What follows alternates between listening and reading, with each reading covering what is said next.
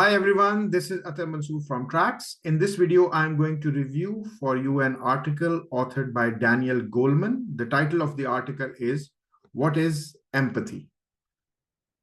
Before I review this article for you, I would request you to please subscribe to our YouTube channel TRACS. There are important and interesting playlists on this channel, which include one on NCR Knowledge, Harvard Business Review, and Chicago Booth Review. And by subscribing to our channel, you'll stay updated about new videos in these playlists and many other interesting playlists available on this channel. So viewers, we think of empathy as a single attribute, whereas Goleman says that there is an empathy triad. There are three distinct kinds of empathy, and each one of this is important to become an effective leader. So if you want to exercise effective leadership, you need to understand and you need to adopt each kind of empathy. So the first kind of empathy which Goleman talks about is cognitive empathy, which is the ability to understand another person's perspective. The second kind is emotional empathy, and we usually experience this or talk about this in our everyday professional lives. And this is the ability to feel what someone else feels. And finally, there is empathic concern, which is the ability to sense what another person needs from you. So let me try to explain cognitive empathy to you. Cognitive empathy enables leaders to explain themselves in meaningful ways. It is extremely important for getting the best performance from your subordinates or the people who are directly reporting to you in work settings. However, exercising cognitive empathy requires leaders to think about feelings rather than to feel them directly. So you need to understand the subtle difference between these two phenomena. Also, the leaders must have an inquisitive nature because this will feed their cognitive empathy. Leaders must also try to understand people around them in group settings or team settings. And some of the questions which they should be asking would be that how are people thinking, why they did what they did, what worked for them, and what didn't work for them. So these questions are part of inquisitive nature of a leader, and these would feed into his or her cognitive empathy. Viewers, you must understand that cognitive empathy is also an outgrowth of self-awareness. Self-awareness is extremely important. If you want to become a good and inspiring leader, you need to first be aware of yourself fully. And leaders must think about their own thoughts and to monitor the feelings that flow from them so that they can apply the same reasoning to other people's minds.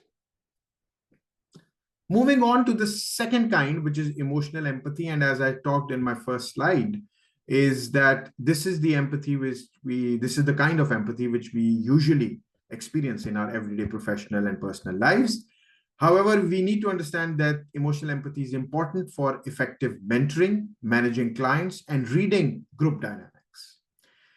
You must also understand that this kind of empathy springs from parts of our brain beneath the cortex, which are the amygdala, the hypothalamus, the hippocampus, and the orbitofrontal cortex. These allow us to feel fast without thinking deeply and arouse in our bodies the emotional states of others. For example, feeling the pain of others.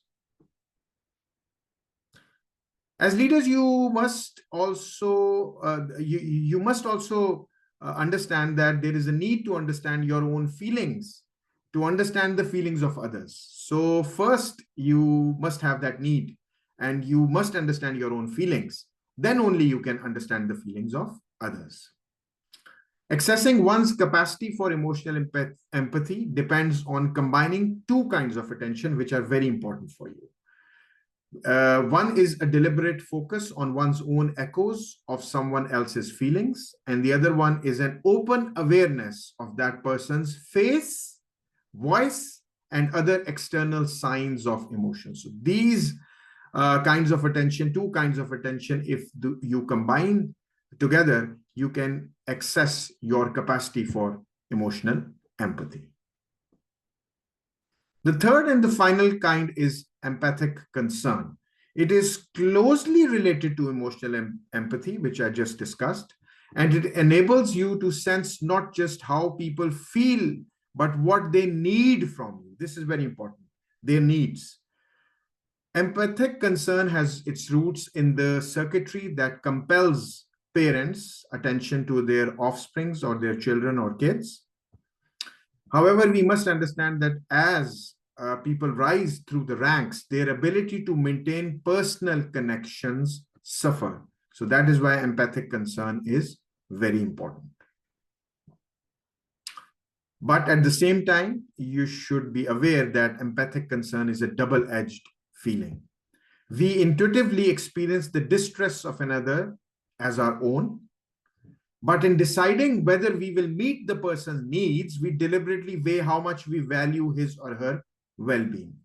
So getting this intuition deliberation mix right has major implications, because those whose sympathetic feelings become too strong may themselves suffer. So as a leader, if your sympathetic feelings become intense and too strong, you might start suffering yourself. For example, in the helping professions, this can lead to compassion fatigue. For example, people who are helping elderly or patients or people with some special requirements, they can eventually become victims of compassion fatigue and get tired and exhausted. And in executives, it can create distracting feelings of anxiety about people and circumstances that are beyond anyone's control. And you may become too much anxious and curious, and you may get stressed out, and you may be distracted from your eventual goal or something which you want to do for your organization, because there'll be hurdles which would stop you, and you will be distracted because of the other people's circumstances or other people's conditions. However, those who protect themselves by deadening their feelings may lose touch with empathy, and that is why it is a double-edged feeling. Lastly, viewers, I would say empathic concern requires us to manage our personal distress without numbing ourselves to the pain of others. This is extremely important. So just, going back to the three kinds which Goleman tries to explain, you need to understand the empathy triad, the connections between the three kinds of empathy. As I've told you, empathic concern is closely related to emotional empathy.